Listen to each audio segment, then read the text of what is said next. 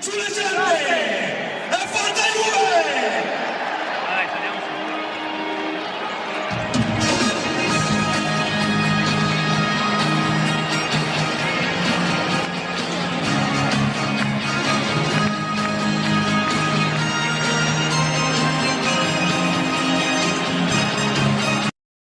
Olá, lindos e lindas! Sejam bem-vindos a mais um Tio Juvecast, o segundo desse ano, e provavelmente o episódio mais curto que vai ter desse podcast, porque não teve muita coisa essa semana, teve um jogo só.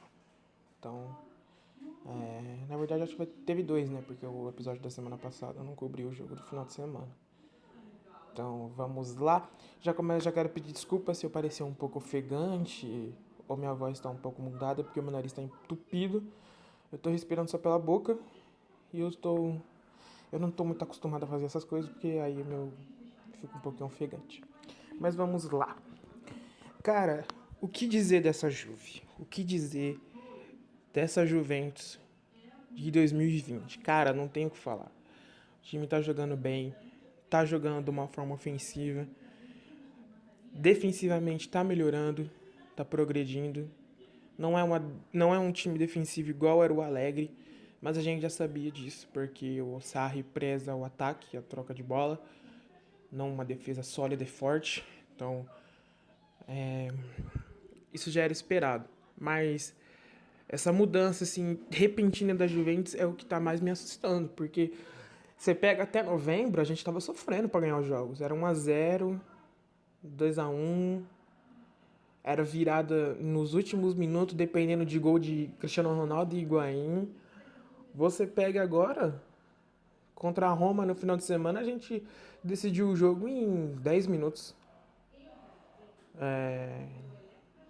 Agora contra a própria Roma de novo, decidimos no primeiro tempo, 3-0. Assim, é um time totalmente diferente, um time que tá sabendo jogar. E era uma coisa que a gente já esperava, era uma coisa que era pra acontecer, porque a gente pega o começo da temporada, o Sarri tava colocando um time totalmente estranho pra jogar. Era num esquema muito estranho, com o Pjanic muito recuado, o Bernardeschi sendo um jogador de ligação, e a gente dependendo do Cristiano Ronaldo como o cabeça ali do ataque. Só que não dava certo, porque com o Bernardeschi com ligação, não tava rendendo, porque o Cristiano Ronaldo tinha que buscar a bola. E o Bernardeschi não é um cara que dá o último passe. É um jogador, falando friamente, sem contar os erros dele, é um jogador de velocidade, do arranque. Ele é um jogador assim que preza um pouco mais a individualidade dele e dá o passe dentro da área. Só que não tava dando certo, porque o Bernardeschi tá numa baixa muito grande. Então, e o Sarri continuava apostando. E o que era deplorável. Agora ele percebeu, colocou os três pra jogar, que é o Higuaín, o Cristiano Ronaldo e o Dybala, botou pra jogar e tá dando certo. E eu diria que nem precisa do trio. Colocou dois desse trio pra jogar, já dando certo. Cris e Dybala, Cris e Higuaín, Dybala e Higuaín. Então, assim, colocou dois desses três, a gente consegue o resultado. Deu pra ver isso quando o Cris ficou descansando na primeira fase da Copa Itália, quando o Dybala descansou agora, quando o Higuaín não jogou contra a Roma no começo do jogo, se eu não me engano, pelo campeonato italiano. Então, assim, o esquema da Juventus é esse. É jogar com os três. Se não for jogar com os três, jogar com os dois. E sempre no meio ter ou Pjanic ou Ramsey. E quando der, coloca o Douglas Costa, porque ele coloca muito fogo no jogo. Ele sabe jogar, ele sabe chamar o adversário, ele sabe abrir aquele espaço para dar o passe, porque tanto que no jogo contra a Roma ele deu 2 assistências pro gol do Bentancur e o gol do Bonucci.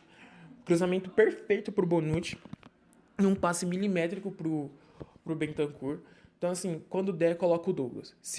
Eu acho que o esquema perfeito seria, quando não for colocar o trio, deixar o Douglas jogar como o quarto desse trio.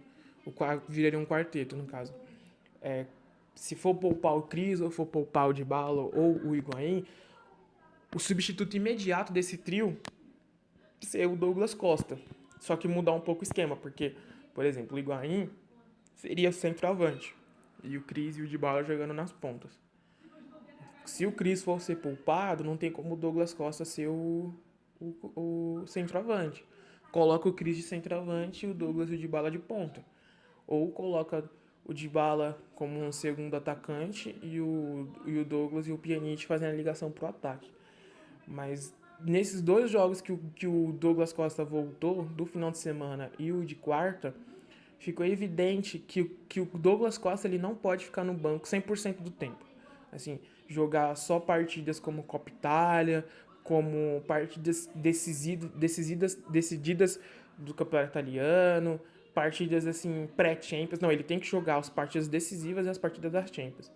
Assim, não tem como. Eu gosto pra caramba do Rabiot, tô gostando bastante dele. Ele tá tendo uma crescente muito boa, mas assim, na Champions eu colocaria o Douglas Costa. Porque o Douglas Costa, ele rabisca, ele faz aquele jogo pra chamar o adversário, ele tira o adversário do controle. Essa é a realidade. A gente precisa de um jogador assim pra poder fazer os três lá da frente terem mais espaço. E o Rabiot é mais de cadenciar. Eu diria que o Rabiot é um jogador necessário para quando o jogo já estiver decidido. E você precisa dar aquele toque de bola, porque você já tem o Pjanic, mas o Pjanic ainda consegue ser um pouco mais ofensivo que o Rabiot. Então acho que o Douglas ele tem que jogar na Champions, ele tem que jogar em jogos decisivos, por exemplo. Agora contra o Napoli domingo tem que ser o Douglas jogando junto com o Pjanic ali. Se o Ramsey não for jogar como titular, não tem que ser o Matuidi, não tem que ser o Rabiot. E eu diria que tem que ser ele. E eu também aposto que o trio vai começar jogando, porque é um jogo importante. Por mais que o Napoli esteja numa baixa muito grande, é um jogo difícil. Eu acho que é lá em Nápoles, então vai ser difícil de qualquer forma. E agora a gente tá tendo um pouco do que a Juventus vai conseguir essa temporada, né? A gente tá vendo o que a Juventus vai querer. Porque agora a gente tá a 4 pontos do líder, independente do que a 4 pontos da Inter, independente do que acontecer nessa rodada, somos líderes. Se a gente perder e a Inter ganhar, se a gente empatar e a Inter ganhar, e se a gente ganhar e a Inter ganhar. Não importa, vamos seguir líder pelo menos uma rodada. Na Copa Itália, temos total chances de ganhar, porque já estamos vendo 2 jogos da Copa Itália, a gente jogou super bem, só que é aquilo, vai nem perder dos outros times. Porque, por exemplo, o Napoli, que passou da Lazio, provavelmente o único título que eles vão disputar, que eles vão ter chance de ganhar, é a Copa Itália. Porque eles vão pegar o Barça na Champions, e por mais que eu acho que possa passar, porque o Barça é meio de lua, é muito difícil o Napoli ganhar a Champions com o time que tem, né? Se fosse para jogar em outra época, até ia, agora não. E o italiano, eles desandaram muito. Acho que já estão a mais de 10 pontos do líder da Juventus. Então acho que o real título é a Copa Itália. Então assim, eles vão com a força máxima. Então vai depender muito do time que a gente for colocar para jogar em campo. Mas a gente tem total chance de ganhar a Copa Itália, ganhar o italiano também. E a Champions vai ser o grande enigma dessa temporada. Porque a gente passou invicto na fase de grupo com aquele time ruim que o Sarri colocava, que era o Bernardeschi, que não colocava o trio para jogar. Mas e agora? Como que vai ser que o Sarri vai colocar a Juventus para jogar? Vai ser com trio? Vai ser insistindo no Bernardeschi na Champions?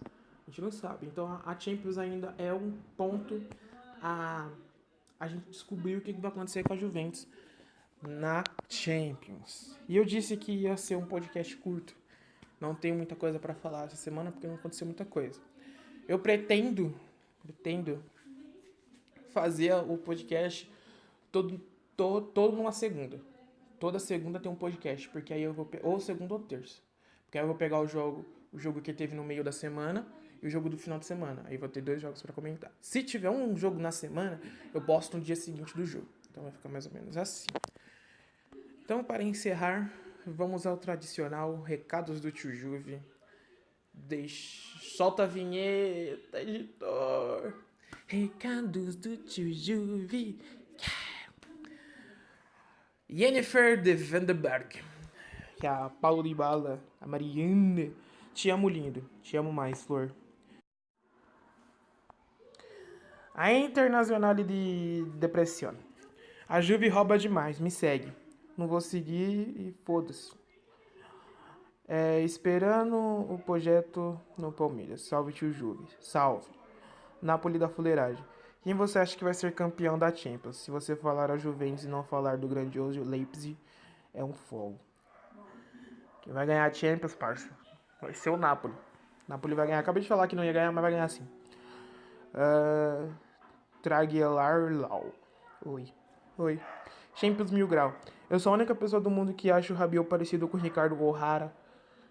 Cara, não me lembro de Ricardo O'Hara, não. Mas deve ser parecido. Thiago. Bom dia, meu lindão. Vamos sair. Bom dia. Vamos sair, sim. Schalke, depressão. Bartolomeu. Tá bom. Quem comeu seu cu fui eu. Gabi. Acha que a Juventus tem chance de levar a Champions? Acho. Desculpa, gente. Eu tô muito ruim. Chelsinho. Boa noite, tchau. Boa noite e tchau. E foi isso, pessoal. Tio Givecast um pouco curto. Só pra comentar desses jogos. Porque realmente não teve o que comentar. Porque a Juventus foi muito bem. E a análise do jogo eu não gosto de fazer. Porque é um bagulho meio cansativo. E eu sou um perfil 1000 grau e o meu podcast não é de informação. Prometo que nos próximos teremos mais conteúdos. Trazendo notícias de mercado. Mentira, não vou trazer. Tô só enchendo linguiça. Mas é isso. Beijo. Se eu pudesse, eu abraçava cada um de vocês. Sulle